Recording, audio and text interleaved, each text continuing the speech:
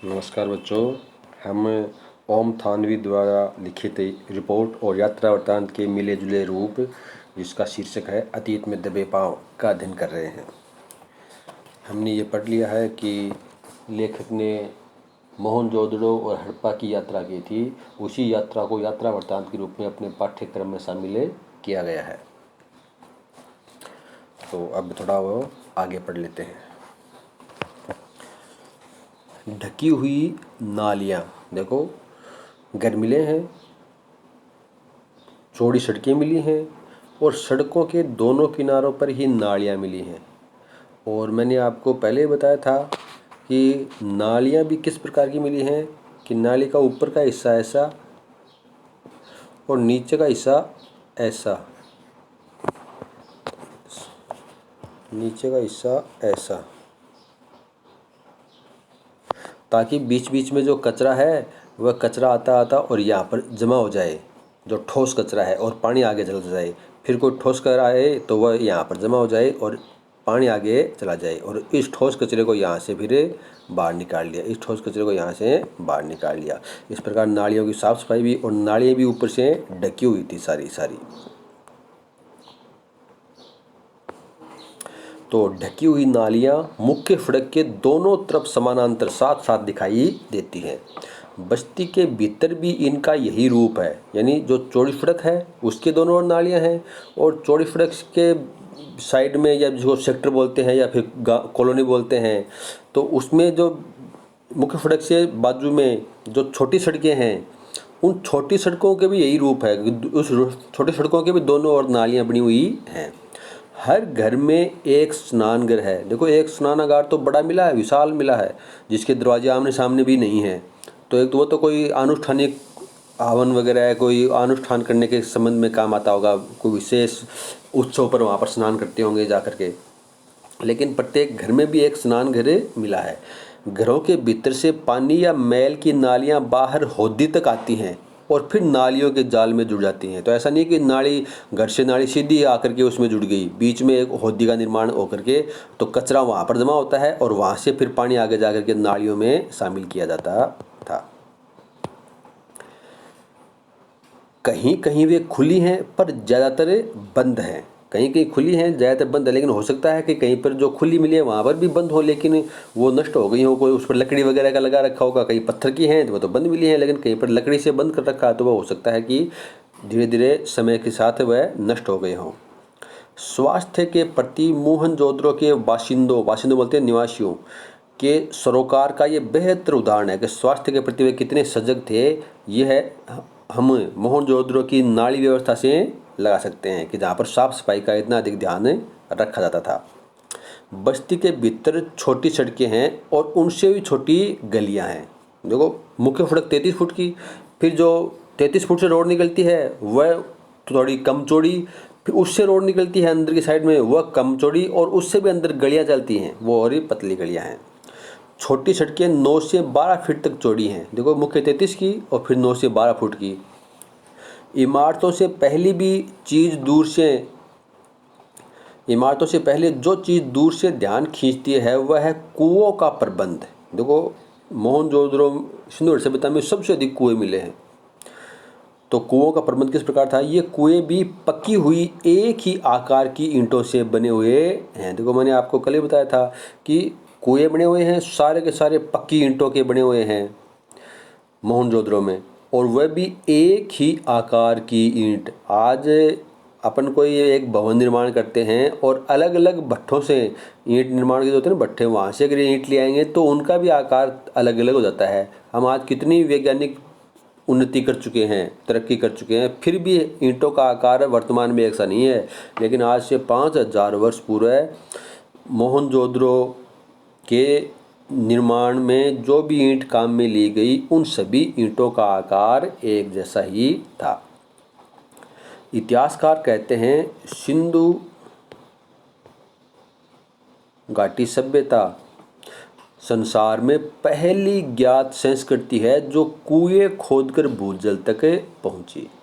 आज तो बहुत सारे कुएं हैं, हमें पता है कि 100 फुट, 200 फुट, 300 फुट और कहीं कहीं 500 फुट भी नीचे भी पानी मिलेगा, है नीचे पानी। लेकिन आज से 5000 वर्ष पूर्व है, और कुएं खोद खोद करके और नीचे भूजल तक पहुंचने वाली पहली ज्ञात सभ्यता कौन सी थी? सिंधु घाटी सभ्यता थी।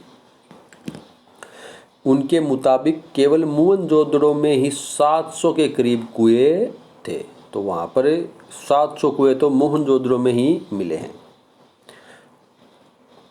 नदी, कुंड, कुएं, स्नानागार और बेजोड़ पानी निकासी नाली की व्यवस्था।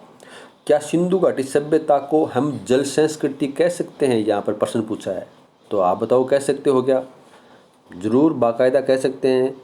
नदी के पास बसी हुई थी, 700 से अधिक कुएं मिले हैं, विशाल एक कुंड मिला है, वहाँ पर भी स्नानागार मिले हैं, प्रत्येक घर में स्नानागार मिला है, और प्रत्येक घर से नाली निकासी की व्यवस्था है।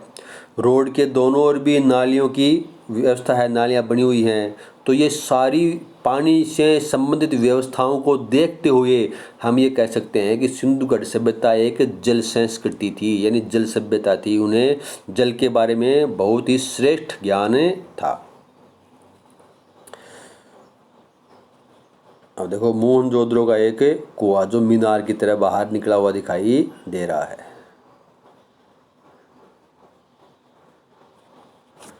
बड़ी बस्ती में पुरातत्व शास्त्री बोलते हैं जो पूरा महत्व की प्राचीन काल से जुड़ी हुई वस्तुओं का, इमारतों का अध्ययन करते हैं, उन्हें पुरातत्ववेत्ता कहते हैं। तो यह है पुरातत्व शास्त्री काशीनाथ दीक्षित के नाम पर एक हल्का DKG कहलाता है।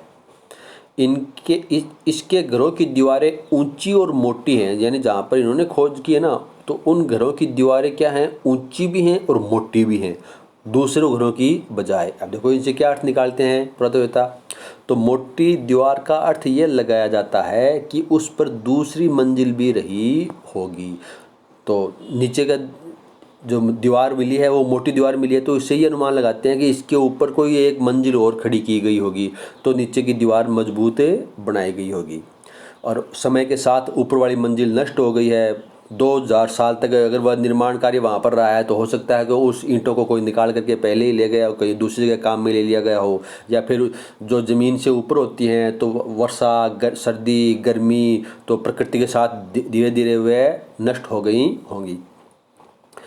कुछ दीवारों में छेद हैं जो संकेत देते हैं कि दूसरी मंजिल को उठाने के लिए शायद यह सह तीरों की जगह हो। देखो आपने देखा होगा कि वर्तमान में भी जो निर्माण कार्य होता है ना, तो जैसे ये एक दीवार है, तो नीचे वाली दीवार, ये नीचे की मंजिल है और ये ऊपर मंजिल है, तो यहाँ पर एक जगह रखते हैं बीच में ईंट की, एक जगह यहाँ रखते हैं, एक जगह यहाँ पर, और यहाँ से बड़ी बांध करके, बड़ी बोलते हैं ना, और फिर इस पर ऐसे फट्टे लगा लगा करके एक बड़ी दीवार में लगाते हैं, एक बड़ी नीचे ज़मीन में लगाते हैं, और फिर उनके ऊपर फट्टे लगा करके और ऊपर का निर्माण कार्य करते हैं। तो इस प्रकार यहाँ पर बड़ी व्यवस्था की होगी और ऊपर का निर्माण कार्य किया होगा। तो जो बीच बीच में ईंटों में जगह मिली हुई है, आप देखोगे ना बहुत सी जो पुरानी इमारतें हैं, उन इमारतों के आज भी वह ईंट की एक बीच में जगह रखते ही पड़ी रहती है, दोबारा उसको दीवार को बराबर नहीं करते हैं।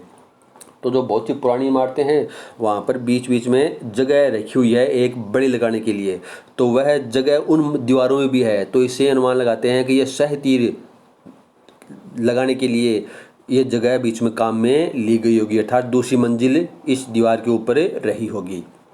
सभी घर ईंट के हैं, एक ही आकार की ईंट 1:2:4, यानी मोटाई 1, चौड़ाई 2 और लंबाई 4 के अनुपात की, सभी भट्टी में पकी हुई, और सारी की सारी पक्की ईंटें, कच्ची नहीं हैं। हड़प्पा से हटकर, देखो हड़प्पा में कच्ची ईंटें भी मिली हैं और पक्की भी हैं, लेकिन मोहनजोदड़ो में सारी की सारी पक्की ईंटें हड़प्पा से हटकर है, यानी जहां हड़प्पा में पक्की और कच्ची ईंटों का मिला जुला निर्माण उजागर हुआ है। यानी हड़प्पा में कच्ची ईंटें भी मिली हैं और पक्की ईंटों में, लेकिन मोहनजोदड़ो में इसके विपरीत, इससे हट करके पूरी की पूरी पक्की ईंटें ही मिली हैं। मोहनजोदड़ो में पत्थर का प्रयोग मामूली हुआ है। कहीं कहीं नालियां ही अनगढ़ पत्थरों से ढकी दिखाई देती है। अनगढ़ मतलब जो गढ़े हुए नहीं हो, मतलब खुरदरे आकार में सभी बराबर नहीं हो, इस प्रकार के पत्थर नालियों के ऊपर ही मिले हैं और अधिकतर ईंटों का ही प्रयोग किया गया है।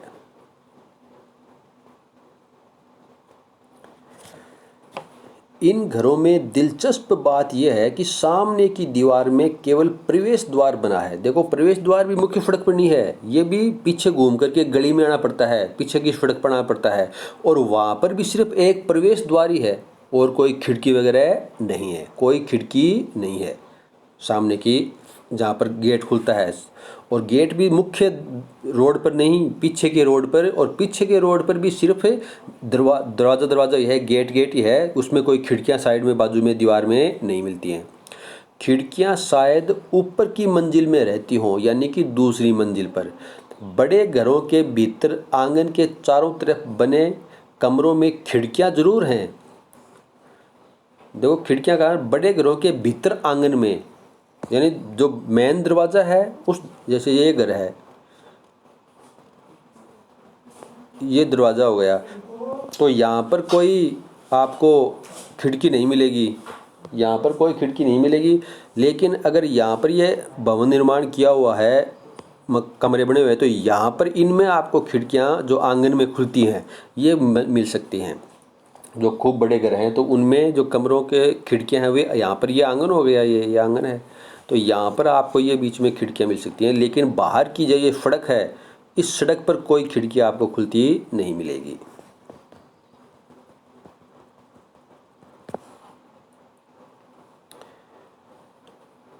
बड़े आंगन वाले घरों के बारे में समझा जाता है कि वहाँ कुछ उद्यम होता होगा। उद्यम मतलब व्यापार, व्यापारिक कार्य होता होगा।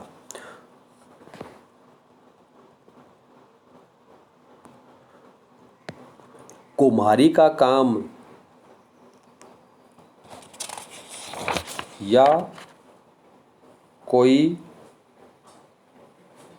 धातुक्रम, यानी मिट्टी से जुड़े हुए कार्य, या कोई धातु से, जैसे कोई तांबा, ऐसे मानते हैं कि राजस्थान से तांबा मंगाते थे, वो झुंझुनू खेतरी से तांबा ले जाते थे, तो हो सकता है वहाँ से घर में बैठ करके कोई खेती का औजार वगैरह का निर्माण करते हुए हो, कोई बैलगाड़ी से संबंधित निर्माण कार्य करते हो, लकड़ी का काम करते हो, कोई बर्तनों का, मिट्टी का घड़े वगैरह बनाने का काम करते हो सकता है कोई औजार बनाने का कार्य करते हो। तो इस प्रकार का काम भी घरों में ही होता रहा होगा। बट जो बड़े आंगन वाले घर है ना, उन घरों के बारे में ये कह रहे हैं।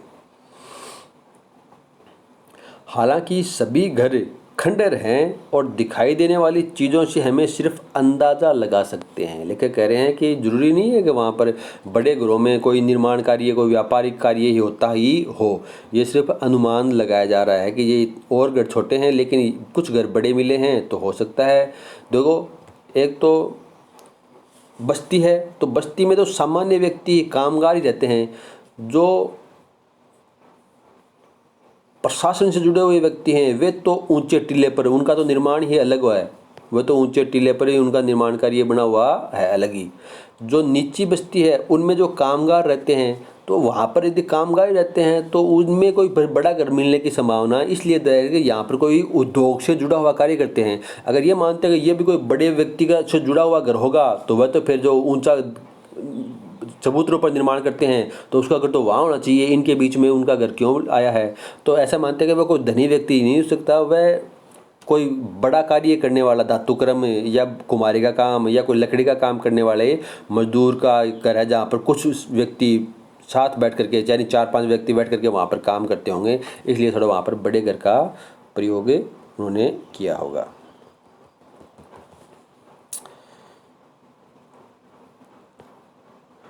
घर छोटे भी हैं और बड़े भी, लेकिन सब घर एक कतार में हैं। ज़्यादातर घरों का आकार तकरीबन 30 गुना 30 फुट का होगा। देखो, यही चंडीगढ़ की व्यवस्था है, यही इस्लामाबाद की व्यवस्था है, यही खेतड़ी में अपने कोपर जो नगर बसा हुआ उसकी व्यवस्था है। यानी ये एक सड़क आ गई, तो इसके पास वर्तमान में चंडीगढ़ में जो हैं, तो मान लो ये 1000 वर्ग का प्लॉट है, तो सभी 1-1 हज़ार वर्ग गज के मिलेंगे।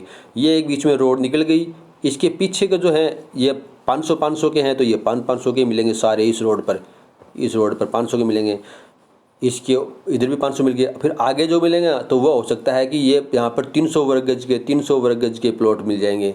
तो जहाँ पर सड़कें निकल रही हैं उसके पास में जो भी प्लॉट कटे हुए हैं, जो भी भवन निर्माण के लिए जगह छोड़ी गई है, वह जगह एक ही आकार की है। ऐसी नहीं कि कोई तो बहुत सारी बड़ी ज़मीन रोक ली, कभी कोई छोटी रोक ली। अभी आपने देख लिया वर्तमान में बहुत से गाँवों में सारे जोड़ी हुए हैं, तो जोड़ी के मान जी गाँव का लोग है जी आपको प्लॉट बना ली, कब्जो कर ली, तो वो भी सब बड्डो ज़मीन का खाई लगाया हुआ है, वो भी सब बड़ी ज़मीन का खाई लगाया हुआ है। वो क्या मेरे तो 200 वर्ग गज को, और मेरे क्या 200 को, मेरे तो 500 वर्ग गज को, वो भी का बार के निकला है, वो भी का बार के निकला है। लेकिन इसके विपरीत देखो, आज से भी कितना साल पहले, लगभग 5000 साल पहले सभी घरों का आकार लगभग एक समान ही था। कुछ इससे दुगने और तिगुने आकार के भी हैं, तो जो 30-35 गुण का है ज़्यादातर इस प्रकार के थे। लेकिन कुछ बड़े मिले हैं, तो जो बड़े मिले हैं हो सकता है उनमें कुछ व्यापारिक गतिविधियाँ होती हो।